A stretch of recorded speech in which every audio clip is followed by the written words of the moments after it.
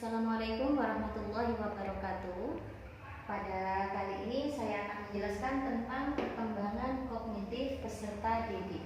Ada beberapa definisi menurut beberapa ahli. Yang pertama yaitu menurut Piaget, bahwasanya perkembangan kognitif pada peserta didik itu terjadi secara bertahap.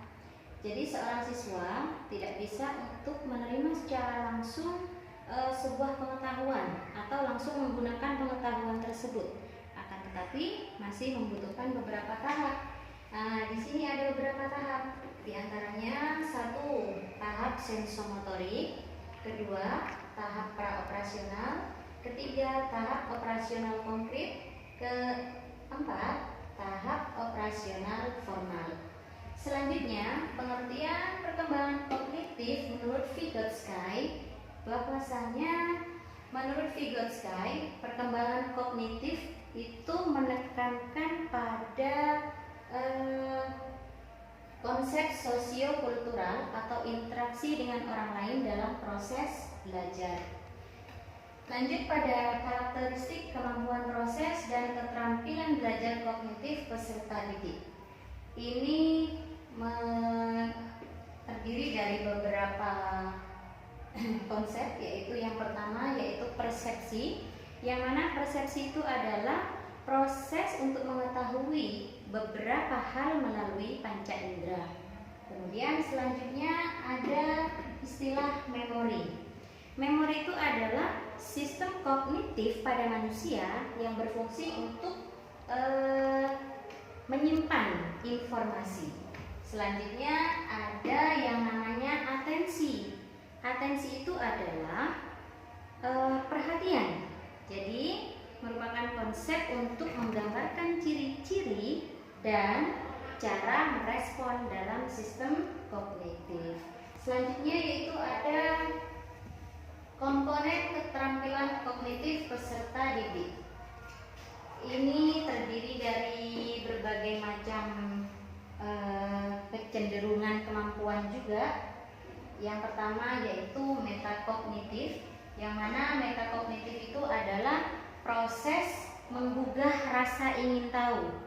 Jadi merupakan proses yang membuat siswa itu ingin tahu akan sesuatu, seperti itu. Kemudian yang kedua ada strategi kognitif. Strategi kognitif itu adalah kemampuan internal yang dapat membantu siswa dalam proses belajar. Selanjutnya ada gaya kognitif. Gaya kognitif adalah karakteristik individu dalam berpikir. Nah, untuk membuat keputusan, kemudian untuk memproses informasi yang bersifat konsisten dan berlangsung dalam waktu yang lama. Selanjutnya ada beberapa faktor yang mempengaruhi perkembangan kognitif peserta didik.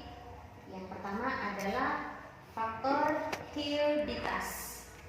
Faktor hereditas itu manusia itu sejak lahir, sejak dalam kandungan sebenarnya sudah ditentukan sifat-sifat keintelektualannya. Akan tetapi kemampuan yang dimiliki oleh anak tersebut tidak akan terlaksana tanpa adanya lingkungan yang mendukung.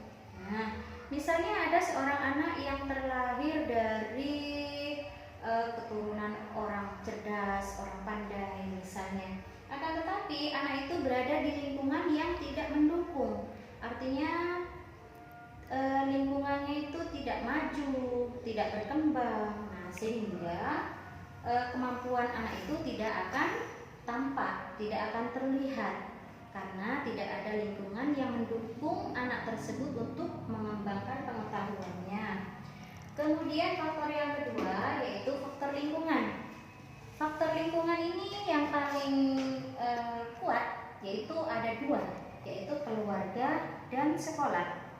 Kalau dari keluarga, hendaknya orang tua itu memberikan berbagai macam pengalaman kepada anaknya agar bisa mengetahui berbagai macam informasi, sehingga anak itu tidak tidak ketinggalan info, tidak ketinggalan zaman. Jadi bisa mengenal tentang beberapa hal dengan cara diberi berbagai pengalaman oleh orang tuanya. Kemudian di lingkungan sekolah, di lingkungan sekolah seorang guru hendaknya sering memberikan stimulus kepada siswa, karena semakin banyak stimulus yang diberikan oleh guru kepada siswa, maka nanti akan semakin tinggi juga perkembangan kognitif yang akan terjadi pada siswa atau pada peserta didik. Selanjutnya ada implikasi perkembangan kognitif peserta didik dalam pembelajaran. Nah, untuk mencapai ini maka ada beberapa strategi pembelajaran yang harus dilakukan oleh seorang guru. Di antaranya guru harus bisa mengajak peserta didik untuk bisa lebih fokus pada pembelajaran dan meminimalkan atau mengurangi adanya gangguan-gangguan. Intinya harus fokus pada pelajaran. Nah, kemudian bisa juga strategi yang kedua yaitu dengan menggunakan media dan teknologi secara efektif agar siswa itu dapat mengikuti kegiatan pembelajaran dengan maksimal. Selanjutnya ada juga strategi selanjutnya yaitu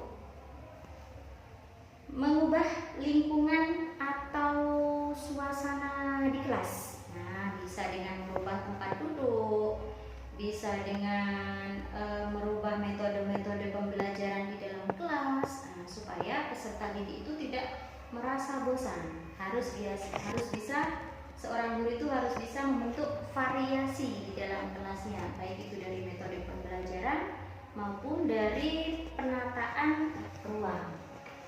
Nah, selanjutnya di sini ada juga beberapa upaya guru dalam mengembangkan kemampuan peserta didik. Apa saja upaya-upaya yang bisa dilakukan oleh seorang guru? Yaitu 1. Guru harus mengajar dan mengajukan kepada siswa beberapa strategi belajar yang sesuai dengan kelompok mereka masing-masing.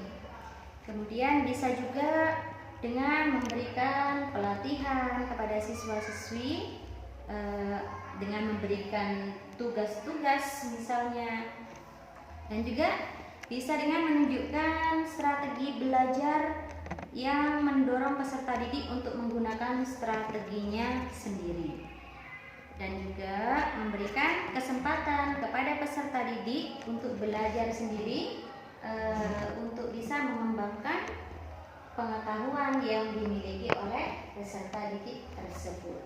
Jadi cukup sekian video yang bisa kami sajikan. Wassalamualaikum warahmatullahi wabarakatuh.